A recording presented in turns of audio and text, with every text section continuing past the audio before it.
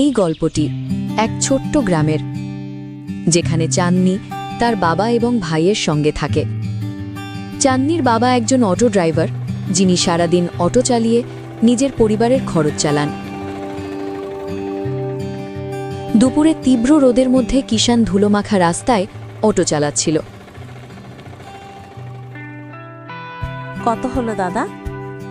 20 টাকা হয়েছে ম্যাডাম। ঠিক আছে, এই নিন। কিষান অটো নিয়ে নিজের বাড়ির দিকে আসতে থাকে। মুখে ঘামের ফোঁটা ছিল, কিন্তু মনে একটাই শান্তি ছিল যে বাড়িতে চাঁদনি তার অপেক্ষা করছে। অটোর আওয়াজ শুনে মনোজ দৌড়ে চলে আসে। বাবা, তুমি এসে গেছো? হ্যাঁ বেটা, তুই আজ স্কুলে যাসনি? স্কুল তো ছুটি হয়ে গেছে। ও আচ্ছা আচ্ছা। আহা, বাপরে বাপ, আজ তো সূর্য মনে হচ্ছে রেগে উঠেছে। চাঁদনি বেটা, একটু ঠান্ডা জল আনিস তো, মনে হচ্ছে গলায় যেন কাঁটা বিচ্ছে। হে বাবা, এক্ষুনি নিয়ে আসছি।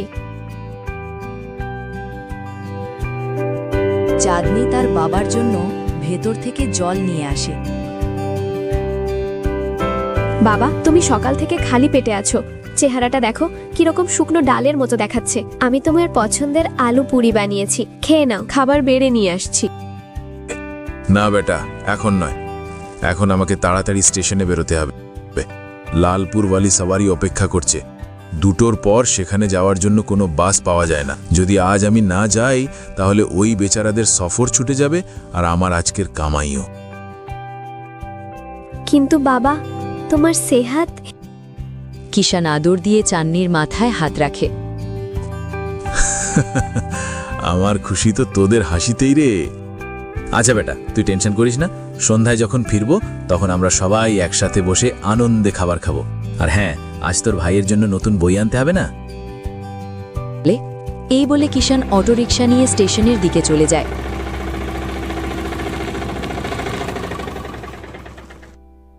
এভাবেই প্রতিদিন কিষান সকালে বেরোয় এবং সন্ধ্যায় নিজের অটো নিয়ে বাড়ি ফিরে আসে। কিন্তু একদিন এক সড়ক দুর্ঘটনায় চাঁদনির বাবার মৃত্যু হয়ে যায়, যার কারণে বাড়ির সব দায়িত্ব চাঁদনির কাঁধে এসে পড়ে এবং এখন 2 ভাই বোনই অসহায় হয়ে যায়। কিছুদিন পর্যন্ত বাড়িতে থাকা টাকায় কাজ চলতে থাকে, কিন্তু এখন না তাদের কাছে টাকা আছে, না কোনো আত্মীয়। সবাই তাদের ছেড়ে দিয়েছে। চাঁদনি ভাবতে ভাবতে আবেগপ্রবণ হয়ে পড়ে। হে ভগবান, এখন আমি কি করব? ঘরের খরচ এখন কিভাবে চালাবো? সবার কাছে সাহায্য চেয়ে দেখেছি, সবাই বাহানা করে দেয়, আর কেউই আমাদের কথা শোনে না। চাঁদনির ভাই মনোজও সেখানে বসেছিল। সেও খুব দুঃখী ছিল। সে দিদিকে বলে, এখন আমরা কি করব? আমাদের ঘরে তো কিছুই নেই। এখন আমরা কি খাবো? আর আমার স্কুলের ফিসও কোথা থেকে আসবে? এখন আমাদের কি হবে? নিজের ভাইয়ের কথা শুনে চাঁদনির খুব খারাপ লাগে, কিন্তু সে আর কি করবে? ভাই, তুই একদম চিন্তা করিস না। এখন যা হবে একমাত্র আমাদের তার ভরসাই থাকতে হবে। ভগবান অবশ্যই কোনো রাস্তা বের করবে, তুই একদম চিন্তা করিস না। সেই রাতে 2 ভাই বোনই না খেয়ে ঘুমিয়ে পড়ে।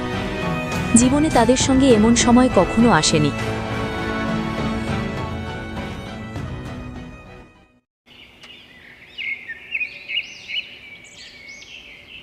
পরের দিন চাঁদনি কাজ খুঁজতে বেরোয়,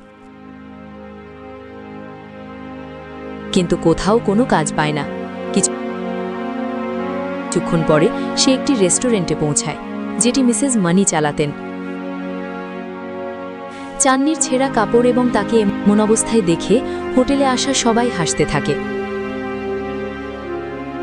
ওখানে পিঙ্কিও হাসতে লাগে, যে মিসেস মানির রেস্টুরেন্টের এক কর্মচারী।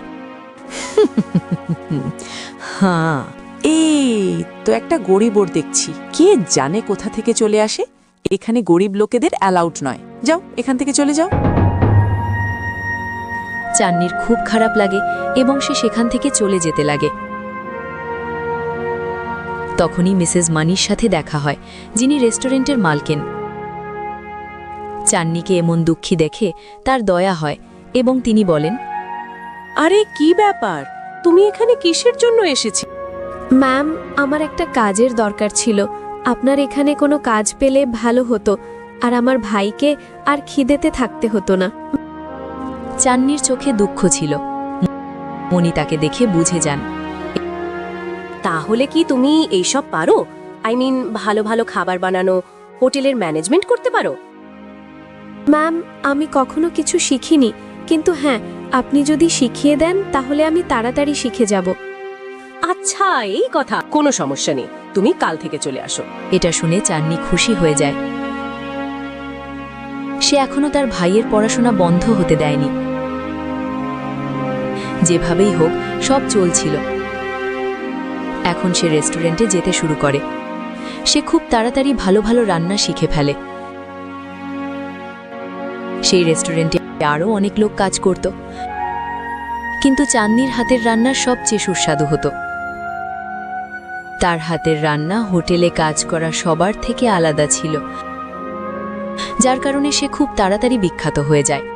মিসেস মানি খুব খুশি হন এবং তিনি তাকে বলেন, যখন থেকে তুমি আমাদের রেস্টুরেন্টে এসেছো তখন থেকে আমাদের এখানে গ্রাহকদের সংখ্যা বেড়ে গেছে। এখন অনেক মানুষ আমাদের রেস্টুরেন্টে এসে খাবার খায়। আমি জানি এই সব তোমার কারণেই। তাই এখন আমি তোমাকে মাইনের বেতনের পাশাপাশি প্রতি মাসে বোনাসও দেব। ম্যাম, আপনার এই উপকার আমি সারা জীবন মনে রাখব। আপনি মুসিবতে আমার সাহায্য করেছেন, তাই আপনাকে অনেক অনেক ধন্যবাদ ম্যাম। তোমার কারণে আমার রেস্টুরেন্টে ইনকাম বাড়ছে, তাই এটা আমার দায়িত্ব। কিন্তু দূরে দাঁড়িয়ে পিঙ্কি এসব শুনছিল। পিঙ্কিও এই রেস্টুরেন্টেরই ছিল। চান্নির আসার আগে সবাই তার হাতের রান্নাই পছন্দ করত, তাই সেও খুব বিখ্যাত ছিল। কিন্তু চান্নি আসার পর এখন তাকে কেউ জিজ্ঞেসও করত না। এই কারণে সে মনে মনে চান্নির ওপর খুবই ঈর্ষান্বিত ছিল। সে যখন মিসেস মানিকে চান্নির সাথে কথা বলতে শুনল, তখন সে খুব রেগে গেল এবং মনে মনে বলল, মিসেস মনি তো খুব মতলবী দেখছি। আগে তো সে আমার সাথে মিষ্টি মিষ্টি করে কথা বলতো, কিন্তু এখন চাঁদনির সাথে। আর তো দেখো সেসব অর্ডার চাঁদনিকেই কেমন করে দিচ্ছে, আর আমি তো একটাও অর্ডার পেলাম না। আগে তো সব অর্ডার আমাকেই দিত, কিন্তু যখন থেকে এই চাঁদনি এসেছে তখন থেকে তো আমার ব্যবসা চপট হয়ে যাচ্ছে। না না, আমাকে কিছু তো ভাবতেই হবে। দিন দিন হোটেলে গ্রাহকদের সংখ্যা বাড়ছিল। মানুষ দূর দূর থেকে সোশ্যাল মিডিয়ায় দেখে রেস্টুরেন্টে খেতে আসত, যার ফলে মিসেস মানির ভালো আয় হতে থাকে এবং চান্নির আয়ও ভালো হচ্ছিল। কিন্তু পিঙ্কির মনে ঈর্ষা আর জ্বালার আগুন জ্বলছিল। সে চান্নিকে শিক্ষা দেবার কথা ভাবছিল।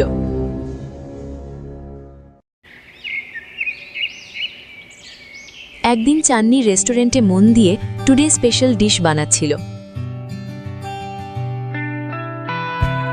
মশলার গন্ধ পুরো হলে ছড়িয়ে পড়ছিল। তখনই পিঙ্কি, যে তার সাথে প্রতিযোগিতা করত, পিঙ্কি মনে মনে ভাবে, এখন চাঁদনি এখানে একা আছে, এখন তার কুকিংয়ের খুব আলোচনা হচ্ছে। আজ যদি তার রান্না খারাপ হয়ে যায় তাহলে তার হাতের সুস্বাদু খাবার খাওয়া গ্রাহকরা আমার কাছে চলে আসবে। আর পাশেই আমি একটা স্টল খুলে দেব, যাতে সব গ্রাহক আমার কাছে চলে আসে। হ্যাঁ, আর না সব অর্ডার আমাকে ইন্সপেক্টর স্যার, দেবে। আমি কিছু করিনি। মজা এসে যাবে। কিন্তু এই চাঁদনিকে এখান থেকে সরাবো কিভাবে? হ্যাঁ, এটা ভালো হবে। সুযোগ দেখে পিঙ্কি চান্নির কাছে যায় এবং তাকে বলে, চাঁদনি, ইয়ার তুমি কত কাজ করো, তোমাকে দেখে আমার খুব খারাপ লাগে।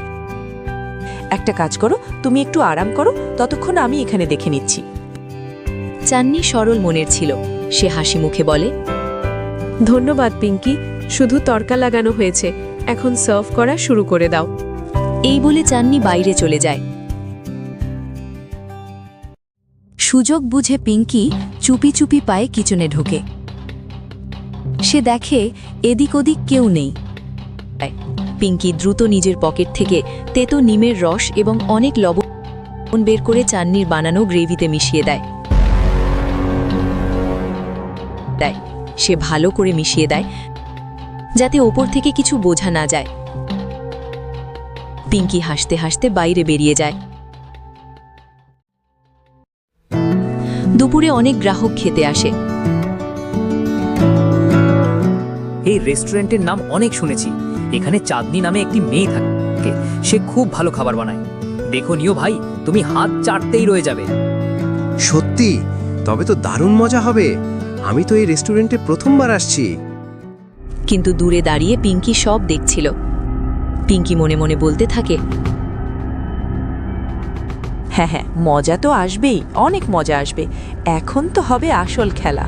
এবার জমবে আমার ধুম। চাঁদনির জাদু তো আজ শেষ হয়ে গেল, আর এখন শুরু হবে আমার হাতের জাদু। তার পাশেই নিজের স্টল খুলে অনেক টাকা কামাবো। বেচারা মনি কি করবে? এখন আমি তাকে দেখাবো আসল খেলা। তখনই চান্নি এসে সবাইকে খাবার পরিবেশন করে। যেই গ্রাহকরা মুখে খাবার দেয়, রেস্টুরেন্টের পরিবেশ বদলে যায়। আরে আজ এই কেমন খাবার হয়েছে? খাবারে না কোনো স্বাদ আছে না কিছু। এটা কি কোনো খাবার নাকি? এটা কি বানিয়েছে? এক নম্বরের বাজে খাবার বানানো হয়েছে। এতে কি তো কেন? আরে চলো ভাই, চলো, আমাদের টাকা ফিরিয়ে নাও আর চলো, আমরা এখানে আর এক মুহূর্তও থাকবো না। এত জোরে চিৎকার আর হইচইয়ের শব্দ শুনে মনি দৌড়ে আসে। তোমার একটা ভুল কাজের জন্য আমাদের রেস্টুরেন্টের নাম খারাপ হয়ে গেছে। কি চাঁদনি, তোমার কি মাথা খারাপ হয়ে গেছে? খাবারে কেউ এত লবণ দেয়? আর এই নিম তুমি কেন মিশিয়েছো? তুমি কি এই রেস্টুরেন্টের বদনাম করতে চাও চাঁদনি? Get out! তুমি এই মুহূর্তে এখান থেকে বেরিয়ে যাও। চান্নি সেখান থেকে চলে যেতে থাকে। তার চোখে জল ছিল। সে বুঝতে পারছিল না যে এত পরিশ্রম করে বানানো একটা খাবার কিভাবে খারাপ হয়ে গেল। সব গ্রাহক উঠে চলে যেতে থাকে। কেউ তার কথা শোনে না, টাকা নিয়ে চলে যায়। আরে চলো ভাই, চলো। আমাদের টাকা ফিরিয়ে নাও আর চলো, আমরা এখানে আর এক মুহূর্তও থাকবো না। এটা দেখে মনি তাকে বলে, দেখুন, যা হয়েছে তার জন্য আমি আপনাদের কাছে সরি চাইছি। আপনারা শুধু 5 মিনিট অপেক্ষা করুন। আমরা আপনাদের জন্য সুস্বাদু খাবার বানিয়ে এক্ষুনি দিয়ে দিচ্ছি। শুধু আর 5 মিনিট অপেক্ষা করুন। কিন্তু গ্রাহক তার একটিও কথা শুনল না।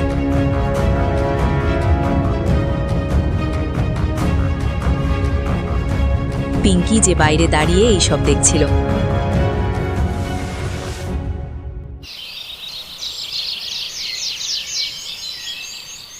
পরের দিন পিঙ্কি নিজের একটা স্টল খুলে ফেলে। নতুন দেখে সব গ্রাহক তার কাছে চলে যায়। এদিকে মিসেস মানির রেস্টুরেন্টে একটাও গ্রাহক আসে না, যার ফলে মিসেস মানি খুব চিন্তিত হয়ে পড়েন। কিন্তু একটি বিষয় তাকে অদ্ভুত লাগছিল। চাঁদনি বহু বছর ধরে রান্না করছে, তার রান্নায় তো কখনো বেশি কম লবণও হয়নি। তাহলে হঠাৎ সে এটা কেন করলো? হ্যাঁ, নিশ্চয়ই ডালে কিছু কালো আছে।